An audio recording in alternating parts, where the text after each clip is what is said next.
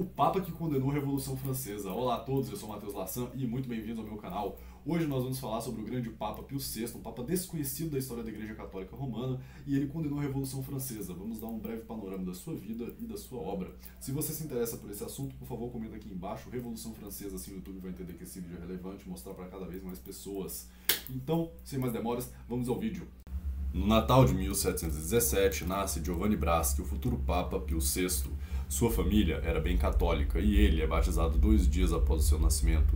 Ele estuda com os jesuítas durante sua infância e adolescência e, devido às suas boas notas e à sua notável inteligência, ele é convidado a ser secretário de um alto cardeal da Cúria Romana com apenas 23 anos de idade.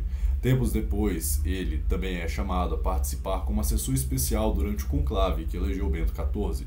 Você se lembra de Bento XIV? Aquele Bento XIV que chamou o Egídio Romano de doutor fundamentadíssimo? Pois é, ele mesmo. E bem, após a eleição de Bento XIV, Giovanni Braschi se torna auditor-geral das contas romanas, demonstrando grande aptidão em seu ofício. E além de sua inteligência, ele também demonstrou grande bravura quando organizou a defesa da cidade de Velletri na Guerra de Secessão Austríaca, impressionando o Papa Bento XIV por seus talentos e caindo nas graças do pontífice que várias vezes elogiava sua inteligência e zelo doutrinal. Após vários anos trabalhando como leigo para a Santa Igreja Católica, em 1748 ele discerne o seu chamado, termina o seu noivado e é ordenado padre. Durante este tempo, saneou as contas romanas, desempenhou um bom trabalho como auditor e, durante as controvérsias da questão jesuítica, ele sempre se posicionou de modo favorável à Companhia de Jesus, por entender seu papel fundamental como tropa de choque da Igreja. É elevado a cardeal presbítero em 1773 e eleito Papa no conclave de 1775, um conclave muito peculiar, por sinal. Foi um dos conclaves mais longos da história moderna, durando mais de 4 meses e meio, e, por fim, elegeu-se um dos poucos cardeais que não era bispo. Então, Pio VI foi eleito em 15 de fevereiro e uma semana depois foi sagrado e entronizado, sendo o último Papa desde então que não era bispo quando foi eleito. Pio VI mesmo explica a razão que escolheu este nome. Pio V foi o último Papa que a Igreja colocou entre o número dos santos, e eu quero seguir as suas mesmas pegadas e ter a mesma bem-aventurança que o grande Papa do Rosário teve, demonstrando assim sua devoção por este tão grande Papa, tão combativo e tão tradicional.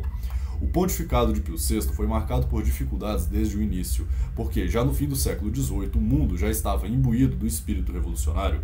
Em 1781, o imperador do Sacro Império Romano Germânico proclamou um édito de acordo com os protestantes de seu reino, e então o Papa Pio VI foi pessoalmente até lá, sendo o primeiro Papa em mais de 200 anos a sair de Roma. Quando foi avisado dos perigos que ocorria na viagem, Pio VI respondeu: "É nosso dever sacrificar a nossa vida, se preciso for, em defesa da fé católica." O grande sumo pontífice foi rigoroso com o imperador José II e o avisou que ele o excomungaria se preciso fosse para defender a fé. Em 1785, já em meio ao caos revolucionário, ele condenou Adam Weishaupt, o fundador da seita dos Illuminati.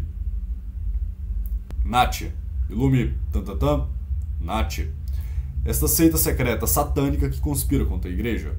Quando a Revolução Francesa começa, o Papa fez de tudo para apoiar o monarca Luís XVI, e quando as cortes revolucionárias proclamam os direitos do homem e do cidadão, o Papa então condena os princípios revolucionários da República Francesa, condena a proclamação do direito dos homens e do cidadão, condena a Constituição Civil do Clero. Vamos ver o que o Papa escreve. Isso em 1791, quando ele emite o documento chamado Code Aliquant, documento este que em breve estaremos traduzindo, aguarde. O efeito necessário da Constituição decretada pela Assembleia é aniquilar a religião católica e, com ela, a obediência devida aos reis. Com este propósito, ela estabelece como um direito humano na sociedade essa liberdade absoluta, que não só assegura o direito de permanecer indiferente às opiniões religiosas, como também concede plena autorização para livremente pensar, falar e escrever, e até mesmo imprimir tudo o que qualquer um queira em matéria religiosa, inclusive as mais desordenadas ideias. Não obstante, é um direito monstruoso, o que a Assembleia reivindica como resultado da igualdade e da liberdade natural do homem.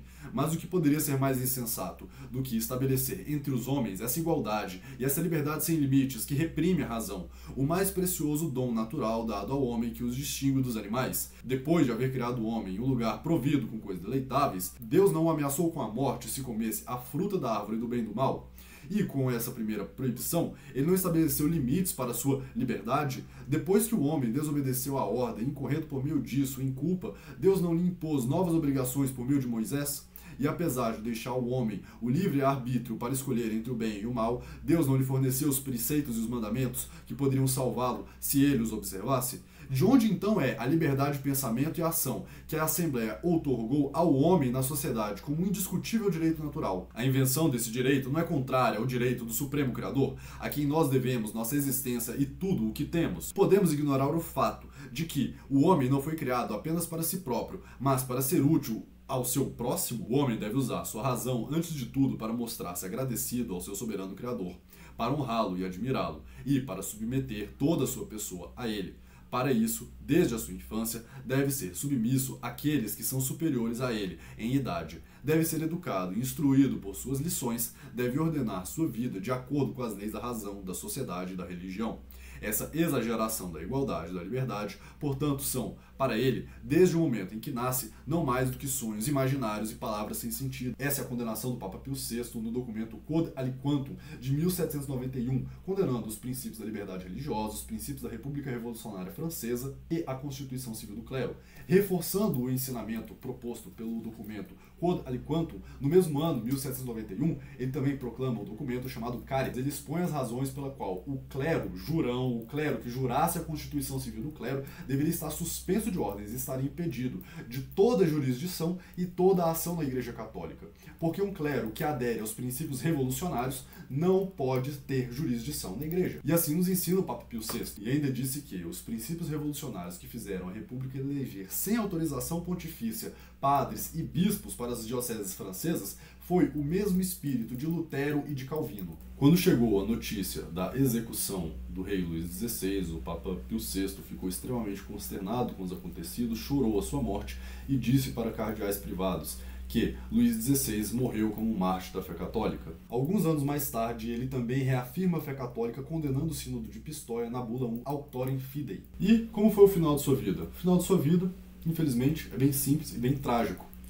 Napoleão Bonaparte invade Roma, prende o Papa, humilha o Papa na frente de todos e os seus generais exigem que Pio VI resignasse, abandonasse, renunciasse os seus poderes temporais. Coisa que ele não faz, ele se recusa e, portanto, ele passa o último ano e meio de sua vida preso, sendo um prisioneiro, arrastado pela Itália, jogado de cidade em cidade, que não deixam ele dormir direito, não deixam ele comer direito, o tratam como se ele não tivesse dignidade alguma e ele morre de modo muito suspeito. Até hoje nunca foi feito uma autópsia adequada do seu corpo, e então Pio VI morre sem direito ao enterro cristão.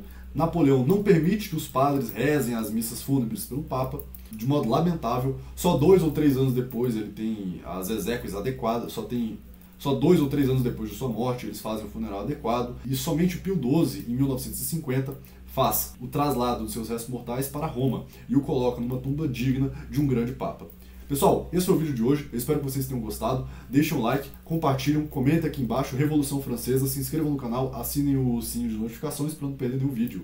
E por hoje é isso, viva Pio VI, viva Dom Miguel, viva Cristo Rei, viva a restauração, tchau!